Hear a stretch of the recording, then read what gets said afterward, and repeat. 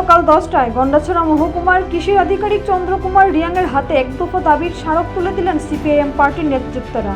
এই 4 জনের প্রতিনিধি দলে ছিলেন প্রাক্তন বিধায়ক তথা সিপিআইএম পার্টির রাজ্য কমিটির অন্যতম সদস্য ললিত মোহন ত্রিপুরা, পার্টির অন্যতম সদস্য চারুকুমার চাকমা, সুশান্ত হাজারি ও শৈলেশ দাস। দাবির মধ্যে উল্লেখযোগ্য ছিল প্রবল বৃষ্টির ফলে বন্যায় কবলিত জলে কৃষক থেকে শুরু করে পাহাড়ে জুমিয়াদের জুম ব্যাপক পরিমাণে ক্ষতি হয়েছে। মাননীয় কৃষিমন্ত্রী এবং রাজ্যের মুখ্যমন্ত্রী কৃষকদের পাশে যদি না দাঁড়ান আগামী দিন অনেক অভাব দেখা দিতে পারে। এমনিতেই ধলাই জেলার গন্ডাছড়া মহকুমার রাজ্যের মধ্যে দরিদ্র সীমার নিচে অধিকাংশ মানুষ বসবাস করেন। যে হারে বন্যায় ক্ষতি হয়েছে এগ্রিকালচার এবং হর্টিকালচার, কৃষি জমি থেকে শুরু করে মরিচ, বিভিন্ন শাকসবজি, ফলের বাগান, জমির ফসল, গবাদি পশু ক্ষতি হয়েছে।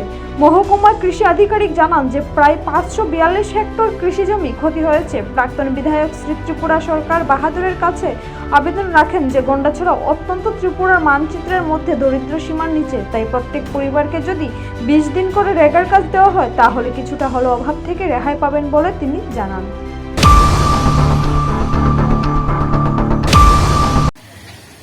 বিশেষ করে কৃষি ফসল হর্টি এবং এগ্রি প্রচণ্ডভাবে ক্ষতিগ্রস্ত হয়েছে। আমরা নিজে চোখে দেখছি, আপনারা সবাই জানেন, রশিয়াবাড়ি থেকে একেবারে জগবন্ধু পর্যন্ত,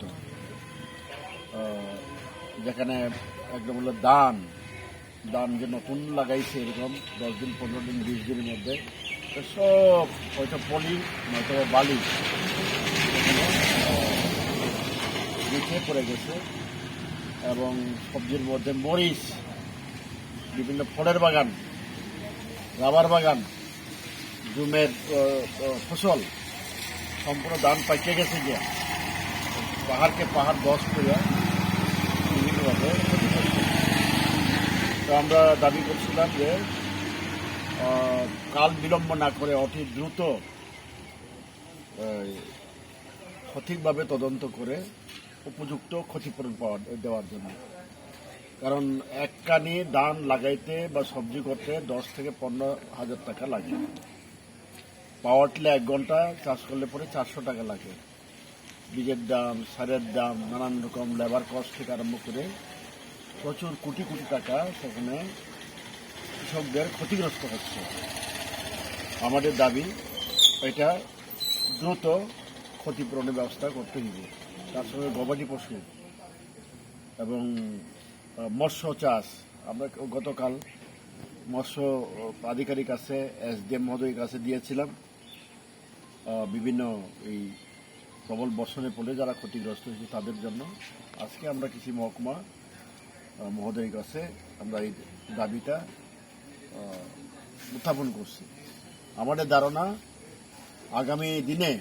আগামী বছরের মধ্যে প্রচণ্ড অভাব সেখানে পরিলক্ষিত হইব গন্ডাছড়া। এটাকে কাভার আপ করার জন্য আগামী ফসল, সামনে যে মৌসুম ফসল আছে তাদেরকে পর্যাপ্ত পরিমাণে আর্থিক সাহায্যের মাধ্যমে সার, বীজ, কীটনাশক, ওষুধ সব দিয়ে কাভার আপ করার জন্য আমরা দাবি জানাইছি।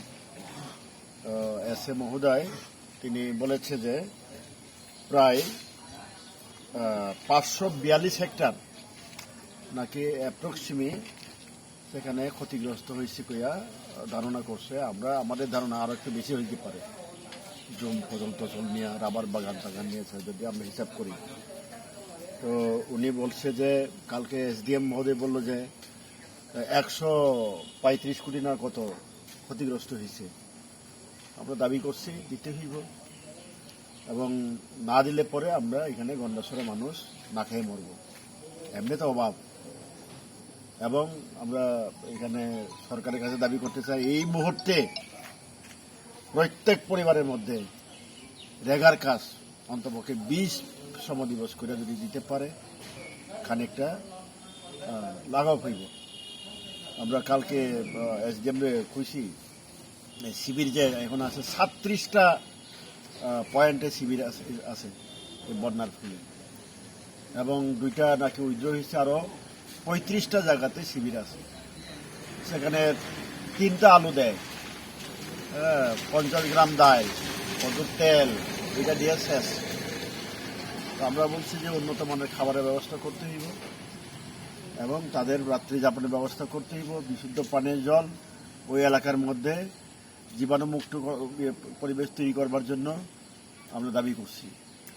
এবং ফিশারির কাছেও আমরা স্ট্রেন্ড প্রচুর বান ভাঙে গেছে গিয়ে, মাছ সব মাছের পোনা থেকে আরম্ভ করে সব ক্ষতিগ্রস্ত হয়েছে।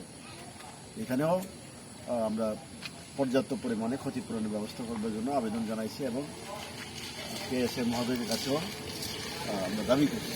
এবং আগামী মৌসুমের মধ্যে আলু এবং সরষা, পাট এবং কফি ইত্যাদি সবজি যাতে কৃষকদের একবারে সর্বোচ্চ সরকার দায়িত্ব নিয়ে তাদেরকে যদি আনতে পারে। এই বিশাল যে বন্যা হয়েছে, পলি আছে, সারদার কম লাগবো, তো এটাতে ব্যাপকভাবে সাহায্য না করলে পরে আমাদের গন্ডাছড়া ভয়ঙ্কর অবস্থার সৃষ্টি হইবে।